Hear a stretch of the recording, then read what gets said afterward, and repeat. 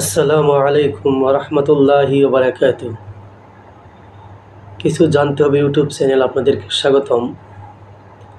আমরা প্রতিদিনের ন্যায় আজকেও কোরআন এবং সহিহ হাদিস থেকে কিছু আলোচনা করব ইনশাআল্লাহ। তো আজকের বিষয় হবে জুলুম, অত্যাচার। এ বিষয়ে কোরআন এবং হাদিস কি বলেছে। তো আসি আমরা কোরআন থেকে আগে শুনি। আউযু বিল্লাহি মিনাশ শাইতানির রাজিম। বিসমিল্লাহির রহমানির রহিম। وسيعلم الذين ظلموا أي منقلب ينقلبون। আল্লাহ বলেন, আর অত্যাচারীরা অচিরেই জানতে পারবে তাদের গন্তব্যস্থল কোথায়। সূরা শুআরা আয়াত নম্বর 227। রাসূল সাল্লাল্লাহু আলাইহি ওয়াসাল্লামের হাদিস শুনি এবার। আল্লাহ রাসূল বলেছেন, অত্যাচার করা থেকে দূরে থাকো, কারণ অত্যাচার কিয়ামতের দিন অন্ধকারের কারণ হবে।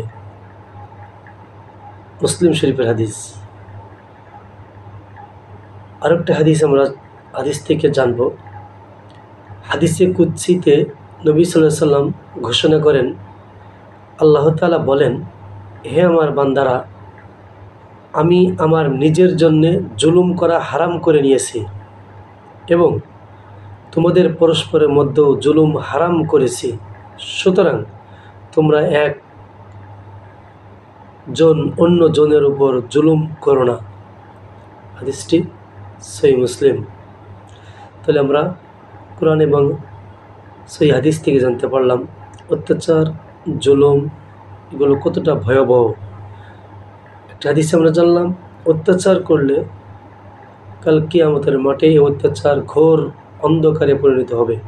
মহান রব্বুল আলামিন আমাদেরকে এই মহাপাপ থেকে দূরে থাকা তৌফিক দান করুন। সকলে বলে আমিন। আসসালামু আলাইকুম ওয়া রাহমাতুল্লাহ।